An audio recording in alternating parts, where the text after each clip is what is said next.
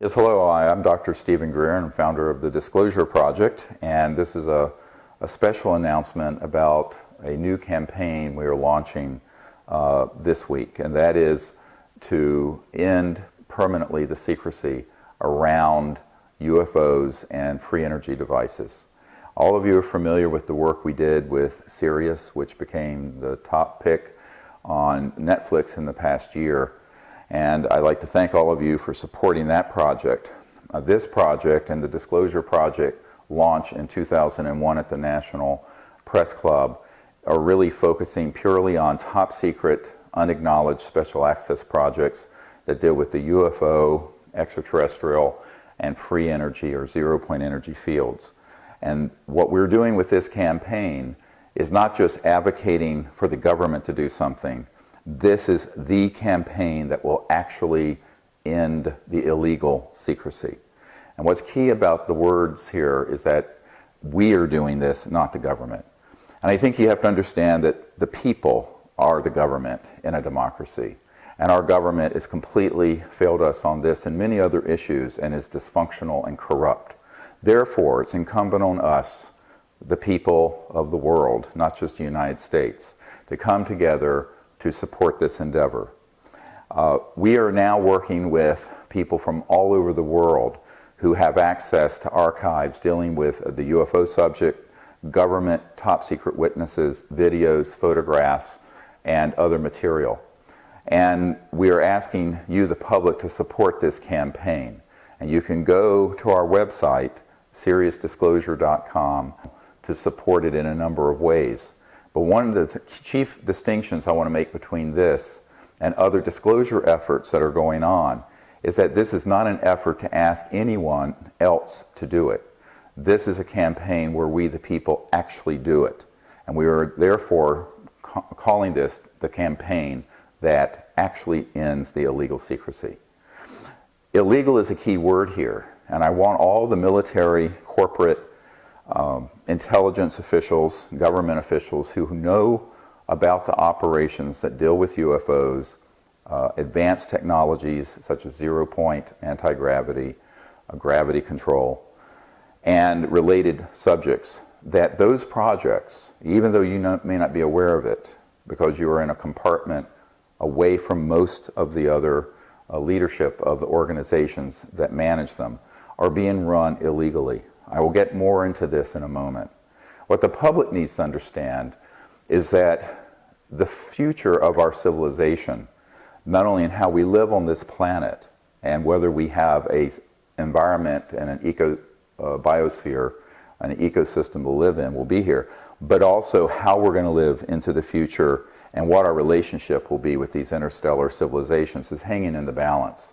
And so this isn't something that we can expect the next president or the next Congress or the next Parliament in England or whoever to deal with. Personally, I have been involved at that level since 1992, whether it be top generals at the Pentagon, the Clinton administration, the CIA director for President Clinton, etc. And what I have seen is that there is enormous interest in those corridors, but for the most part, they don't have access to these unacknowledged special access projects. Keyword, USAP. And since they don't, there's only so much that they can do. And so what we are doing is what perhaps they are either afraid to do, don't have the courage to do, perhaps get threatened when they try, or simply feel that it's too big for them to take on. One senator said to us, what you're asking me to do is to reel in a 2,000-pound whale, and I have a 5-pound line. I can't do it. So ultimately, what I think we have to realize is that this is exactly the situation that Thomas Jefferson and others spoke of, that periodically the people have to come together and make these changes ourselves, and not be passive and sheep-like waiting for the government to do it. And it's for this reason that over the 26 years I've been involved with this, this is by far the largest campaign I've been involved with. And we're going to need your help, every one of you, whether you can contribute $1 or $100,000 whether you can help network this to people on your Facebook page, on your social media, Twitter, whether you can help be a scout for us to find new top secret whistleblowers who are in these programs and who don't know that they're being managed illegally. It may be a father, it may be an uncle, it may be a husband or wife or a friend or a neighbor. They are out there. And what we are calling for is for everyone to come together and support this campaign. This campaign, initially, over the next 6 to 8 months, has 3 components. A full-length feature documentary film. So Sirius sort of introduced the scope of our work to the public. This is going to drill down in a granular way on these top secret illegal projects, the technologies that they are hiding, where they are, who's doing it, and how they're managed. And we will prove in this film that they are being managed illegally. What the purpose of that is that this film needs to be seen by hundreds of millions, if not 1 billion or 2 people around the world. And so we have put together a team commensurate with that task. But to fund this, right now we have no funding. To fund this, we're going to need the people to support it. And you can go to our crowdfunding page and see what our budget is, and also see that that is sort of the minimal budget. In addition to this full-length feature film, we're going to have a book that is a compendium to the film that will, of course, be able to have even more detailed information in it. World-renowned author Steve Alton, who's a New York Times best-selling author, also has a publishing company. And his publishing company and I have joined to put out this book that will be the definitive collection of evidence and information that anyone wanting the proof on this subject would be able to pick up and read. And it will be distributed in the mainstream distribution system for books. So that is also part of the crowdfunding campaign, is the production for that new book. And then the third component, which is being studied, I can't say that we have all the elements in place, but we have many of the elements in place, is a global concert and announcement event for the film, the book, and most importantly, for these new energy technologies. Now here I want to make a comment, and this is something incredibly important. Over the last month, I have met a number of people who have committed to not only putting on this concert event, but who also have access to some of the most renowned musicians, celebrities in the world. We hope we can organize this in the next few months, with both the film and the book, but also a featured technology will be on the stage. Now this is something we are still running to ground. I do not want people to think we have it secured yet, but we're on very close to the acquisition of one or more of these systems, even if they are prototypes. And when I refer to these devices and technologies, I'm talking about a closed-loop free energy device, something that runs itself, the input is charged from the output, and it is running and powering things, putting out usable kilowattage of power, or wattage. We know these have existed for over 100 years, since the time of Tesla and before, and they have always been suppressed. We now know that there is a support team behind us who have the financial ability to make any reasonable offer to anyone in the world with such a device so that their needs can be taken care of financially, and we can open source this to the world. Let me be very clear on what I'm saying. We have the team in place to provide any means of support that is reasonable to any inventor or technology holder with such a zero-point or free energy device, even something like LENR, the low energy nuclear reaction, cold fusion systems, zero-point quantum vacuum.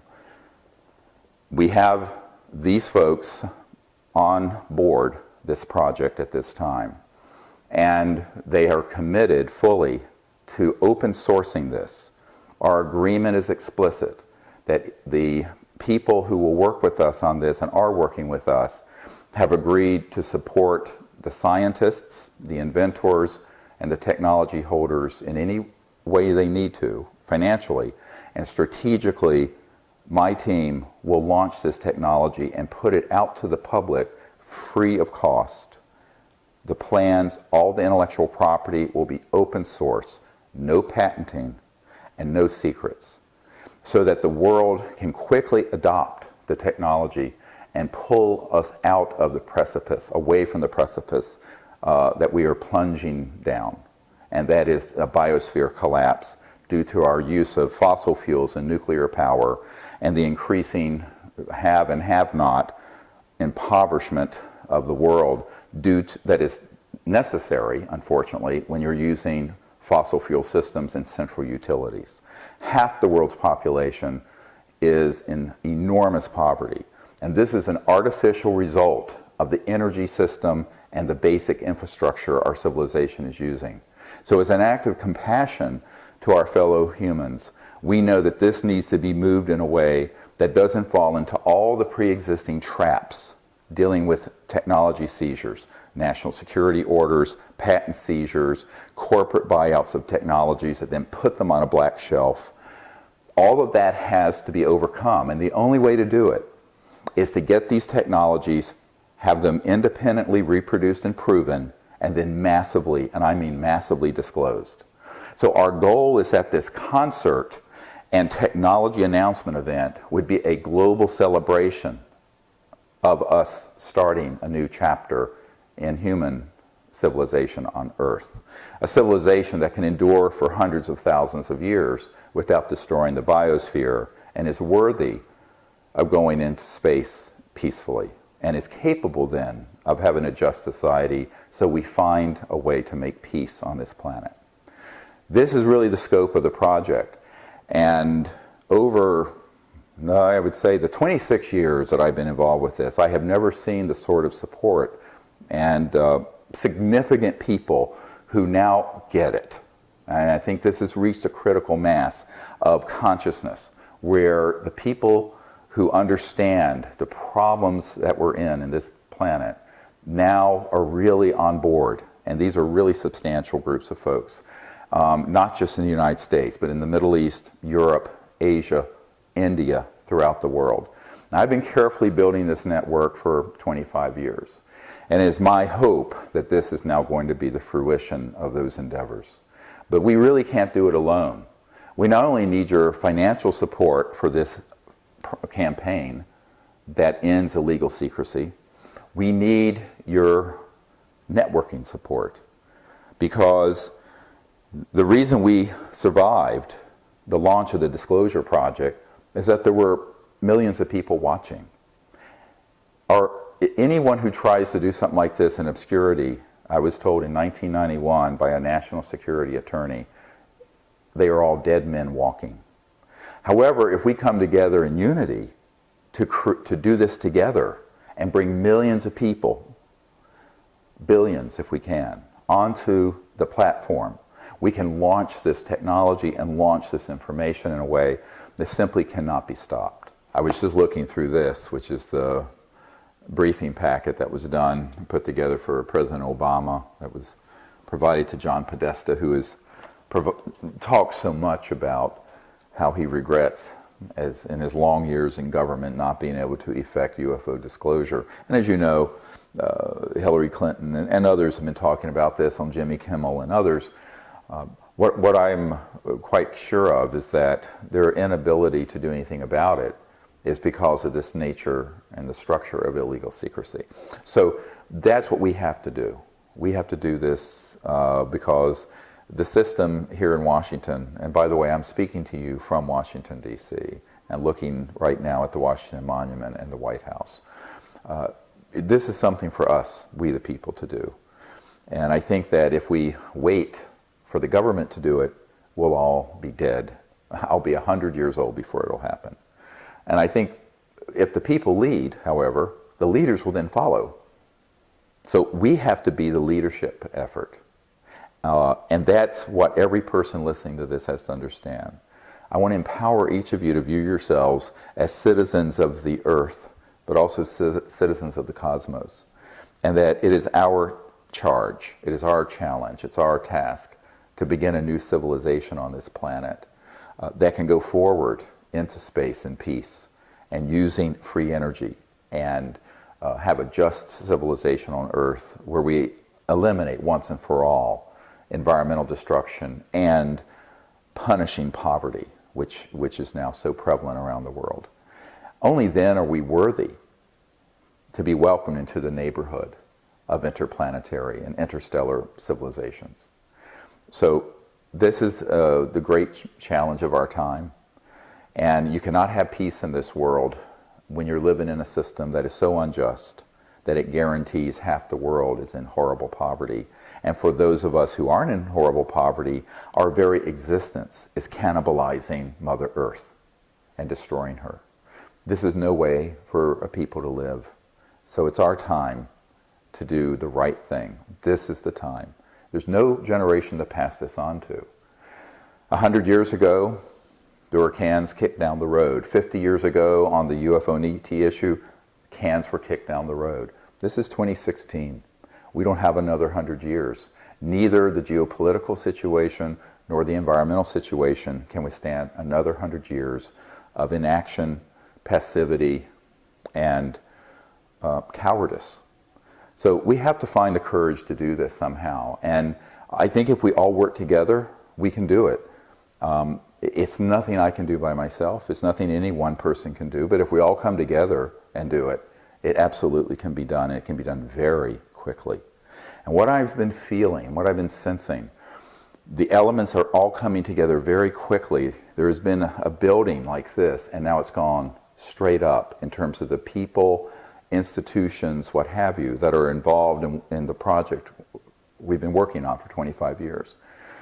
And I'm hopeful, incredibly hopeful, that this can be done over the next coming months and couple of years. So we're not talking about an event, 20 years down the road. We're talking about an event in the coming months and year or two.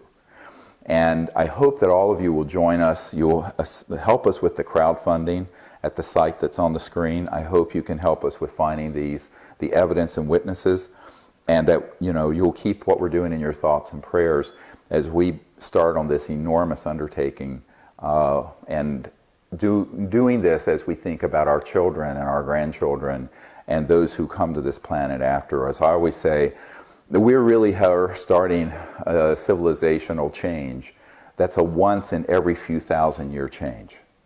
And that there are thousands of generations in that great waiting room in the cosmic sky, waiting to come to Earth and waiting for us to get it right. Thank you. We have many people in our network who worked in unacknowledged special access projects. Now, this is very different from a special access project or special access personnel. It was reported in the media about Hillary Clinton having access to SAP. Well, of course, many people do. A special access project is simply a compartmentalized project within the intelligence system. And there are only 3 levels of classification: confidential, secret, and top secret. It's the compartment that you're in that is key. Now, Edward Snowden, he disclosed something called PRISM, among other things. PRISM was a special access project, but it was acknowledged. The president knew about it, the Congress knew about it, the key members of the intelligence committees. We're talking about unacknowledged special access projects that are funded to the tune of $100 to $200 billion a year that are illegal because they will not tell anyone that is not in that compartment what they're doing. And I have a number of people who worked in these projects. And for example, one Navy gentleman was in one project that was between $2 and $3 billion. One unacknowledged special access project compartment. These projects are exactly the fulfillment of what Eisenhower warned us about when he said, beware of the military-industrial complex. And so it's for this reason that I want people to understand that what we're exposing are not all secrets within the US government or all secrets within the British government. We're only exposing, and this is going to be the greatest expose in history on this, projects that are unacknowledged and are being run illegally. I want to make this distinction very clearly so that people do not get confused. There's a lot of confusion on this in the public. And we stay on very safe ground when we are exposing projects that are being run illegally. Because let's face it, if the President of the United States or the CIA director or these senior fellows at the Pentagon, generals and admirals I've met with, and Ministry of Defense head in United Kingdom, are being denied access and lied to about projects going on under their own command, but that are unacknowledged special access projects, that is by definition unconstitutional and illegal. It violates all oversight requirements of the Constitution and of the National Security Act.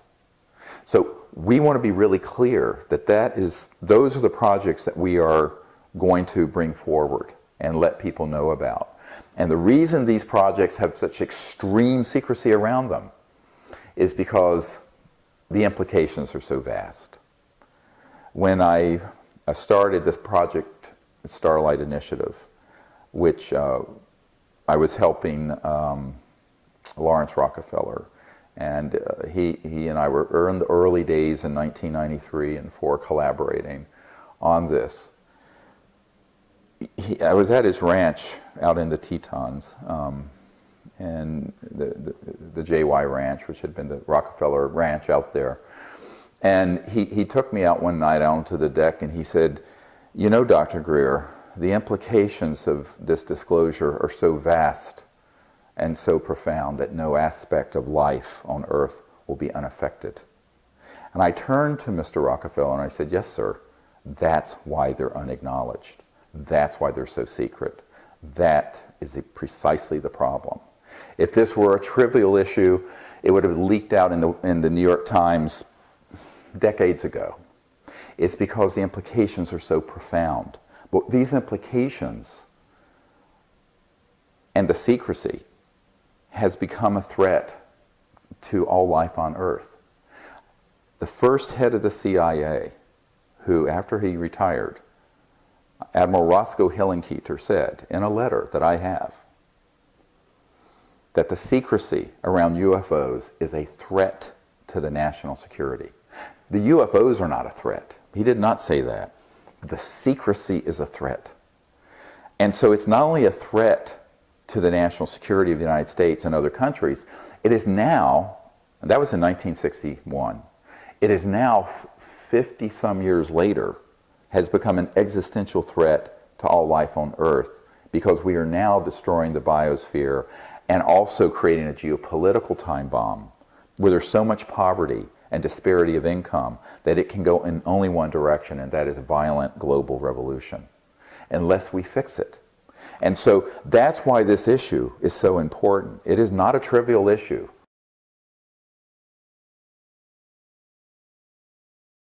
We are looking for people who are new whistleblowers. And let me give you a little bit about what we need. We are not interested, first of all, in second and third-hand sources, unless the second or third-hand source has documents or material from a secret lab, government or corporate, that would be dispositive. Then we want that. But as far as whistleblowers themselves, witnesses, we want them people who are firsthand. They need to be able to corroborate to the extent possible who they are and where they saw what they saw. We are not interested in anonymous sources. On background, perhaps, but for the purpose of disclosure, an anonymous source is of nominal value. I have 600 anonymous sources I'm working with already. But they won't go on the record. But we need people with the courage to go on the record. And I want to talk about not just the courage, but the genuine sense of patriotism. And now this word gets overused, and I'm now talking not just of nationalistic patriotism, but patriotism as a human being for their fellow humans. But even if you're talking about patriotism in your country, it is not patriotic at all to sit on secrets that are being kept away from the President of the United States or the Congress, the people's representative, when we supposedly live in a democracy and a free society. That is not patriotism. That is going along with a fascist, authoritarian, illegal operation. I want to be very clear on that. Therefore, the people who come forward are not at all violating their national security oaths, morally or legally. Now, what do I mean by that? Very quickly, and I did an entire 4-hour workshop on this that you can see on our YouTube channel, youtube.com/sdisclosure. This brings up this question of how did we get the first 100 or so of the military and intelligence witnesses to come forward 15 years ago this year, in fact, May 9th, 2001. Because from 1992 until 1998, I went throughout the US government and other governments and proved that key people in the CIA, the director, for example, of the CIA, the president, key people at the Pentagon, the head of the Defense Intelligence Agency, the head of intelligence for the Joint Staff, the head of the Ministry of Defense in Great Britain, on and on. And this was not through conspiracy theory. This was me meeting with these folks and learning that they had personally been denied access to these projects. Therefore, those projects are unconstitutional and illegal. They're rogue. So since they have chosen to opt out of the legal and constitutional system, all national security oaths and agreements, whether it's with a corporation or an agency such as the CIA or National Security Agency, NSA, or the Pentagon or any division of the Pentagon or any other government agency, are null and void. This assessment was sent to the heads of every agency in the United States government in late 1997. And we will show you this document. And it went return receipt requested. In other words, we have proof that it was received. And the way this was done is in the military, there's something called unless otherwise directed, UNOD. You know, military guys, just like medical guys like myself, love acronyms. But UNOD means unless otherwise directed. So the way this letter was formatted under the advice of a very experienced military analyst was that we sent this assessment that I have just shared to the key agencies in the United States government and said that unless otherwise directed, we are going to assume that this assessment is correct, the projects are illegal, and all personnel, documents, and materiel, meaning extraterrestrial or free energy devices, biological samples of extraterrestrial life forms are liberated. They're free to be disclosed because the projects that are managing this endeavor are themselves illegal enterprises that are unconstitutional.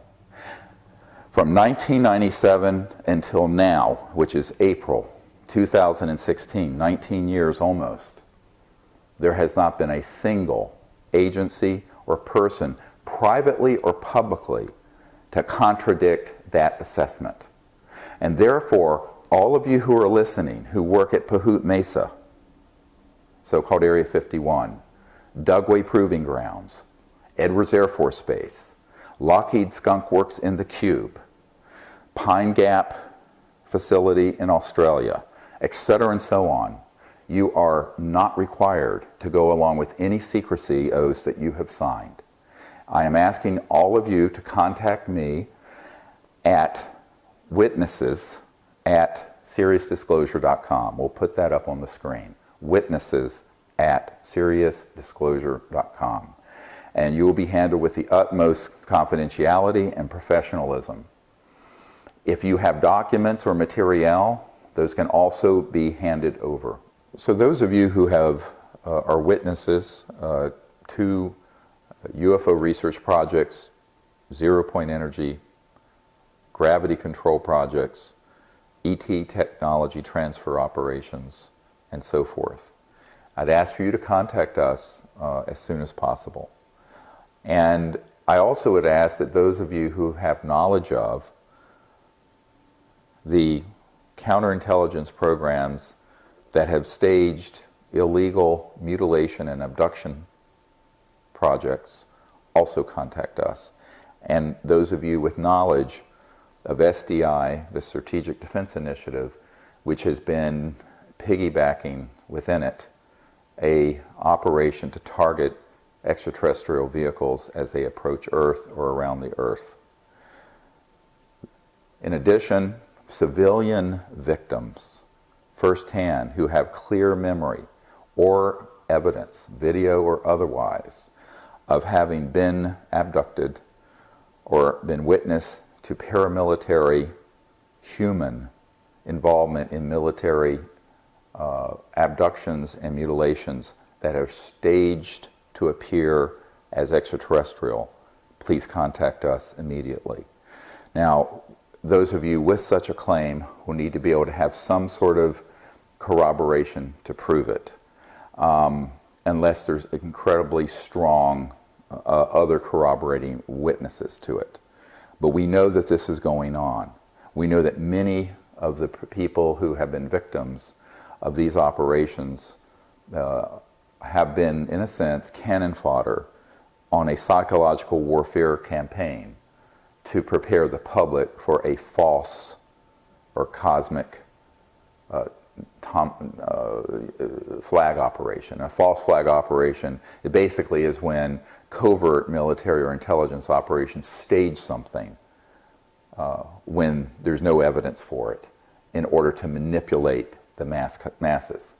I mean, this is exactly how we got into the Iraq War, with evidence that didn't exist. The Gulf of Tonkin in Vietnam was an exaggeration, if not a complete falsification of an attack on our ships in Vietnam to stampede the Congress into funding that disastrous endeavor.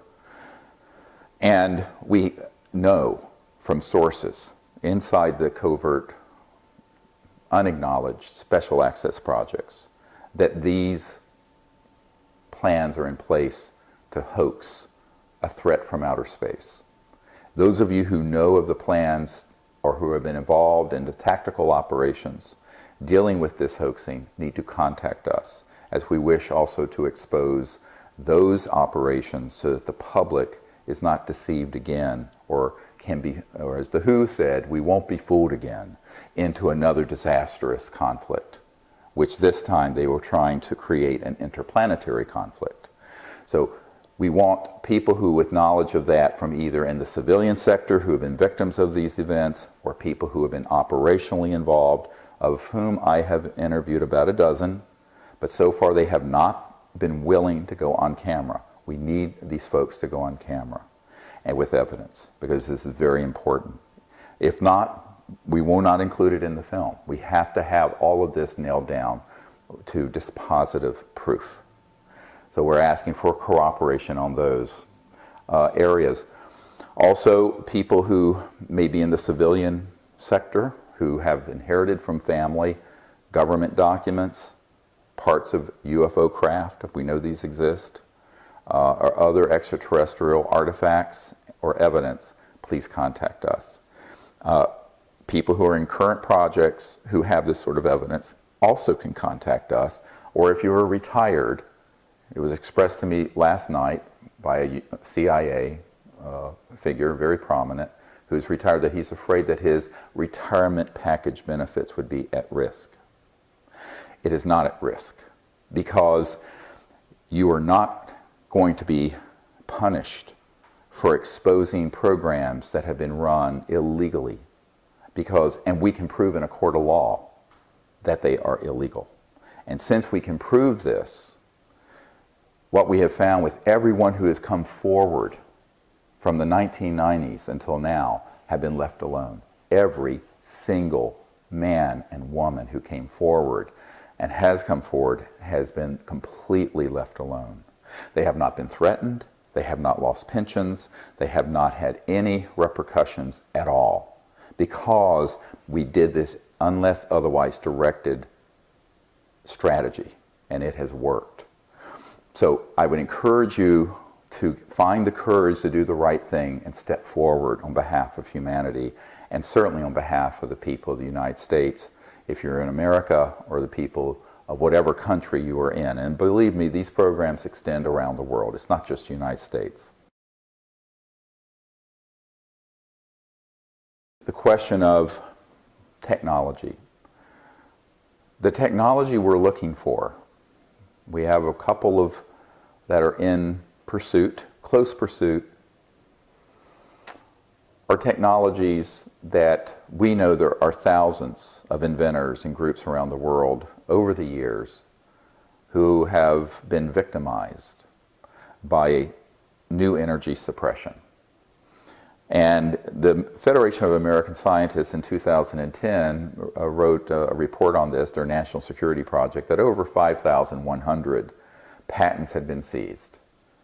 Dr. Tom Vallone was witness to this when he was at the patent office, and we have his interview. However, most people, it never even gets to that. They're just working on something, covert programs, monitoring. As Ben Rich of Lockheed Skunk Works says, there are no private conversations anywhere on earth. They go in and they just seize it. Or it begins to emerge and it gets tied up in a legal or business entanglement. And usually the business that is doing this is a front for the intelligence community and or the cartels involving oil, fossil fuels, petrodollar, macroeconomic interests who want to keep this secret. So if you have been a victim of this, we want to hear from you. Just like if you have been a victim of a covert hoaxed abduction or mutilation event. If you have been a perpetrator working on behalf of the U.S. government or a corporation to acquire these technologies and keep them secret, we want you to come forward and tell your truth. And you will be protected as you do this. So that's another category of witnesses we want. Now, when we're talking about a system that's operational, we have a team of people. It's backed up out of Europe by thousands of engineers.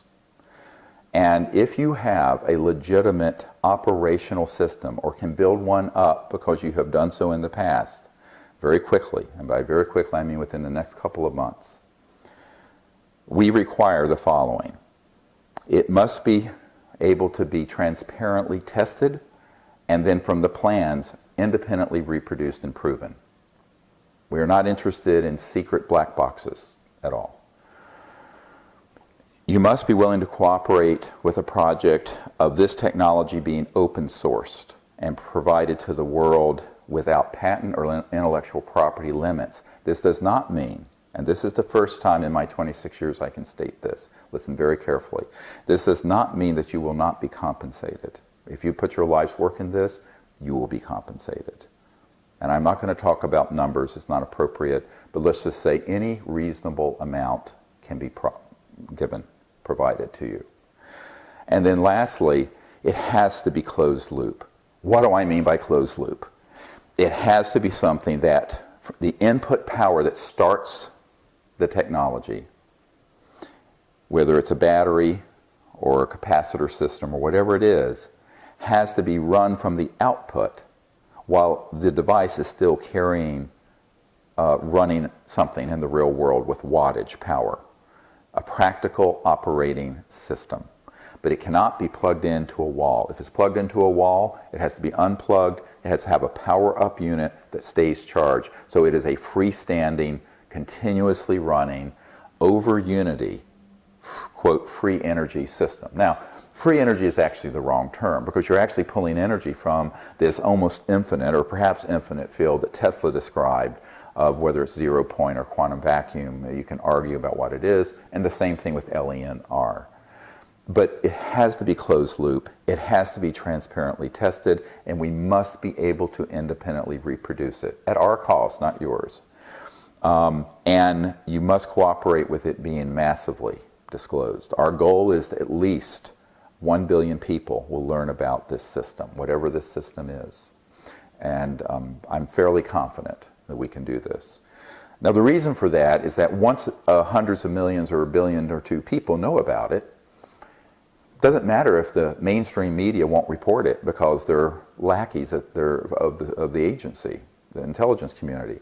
Because with the social media and the internet, which was nowhere near as developed in 2001 as it is now, it will be out there. Moreover, we have identified a number of household name celebrities who are extremely interested in this and who could have their home or car running on such a system. There's no way to stop the public knowing about it at that point. Now, this strategy is a complete sort of an aikido, where you take the energy of secrecy, intellectual property, the sort of golem-like, my precious with the ring, and you just put it out to the public.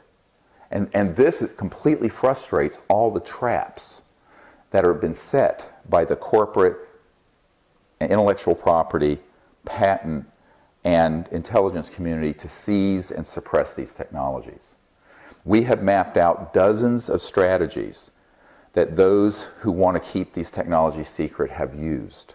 And the strategy we have developed will frustrate all of them.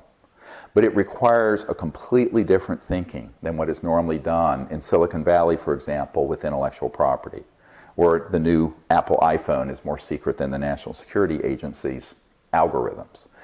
It is taking completely the opposite approach, where it's fully disclosed massively the instant we prove it is legitimate. Now, that is key. We do not want to disclose something that is not legitimate. One last requirement: the technology must not have either extremely rare and therefore non-commercially viable materials in it, meaning that you can only make 10 of them in the world, because we need 1 billion of them. And it cannot have hazardous materials in it or as a byproduct of its operation, including radioactive or other hazardous materials. So these are the criteria that we are looking for. So if you are listening and you know someone who may have this system, technology, or you yourself does, please contact us at energy, like E-N-E-R-G-Y, at SeriousDisclosure.com. That's energy at SeriousDisclosure.com. And we will get back to you as soon as we can. The question of retooling our industrial infrastructure is a very large one. I mean, really what we're talking about taking on here, and it should have happened 50 to 100 years ago, is a retooling of the entire operating system, if you want to look at it that way, of planet Earth, because it's all now based on our addiction to oil and gas and coal and nuclear power. That transition isn't going to be done by waving a magic wand. It's not going to happen overnight. I think it can be done in 15 to 20 years, which in terms of rollover. But remember,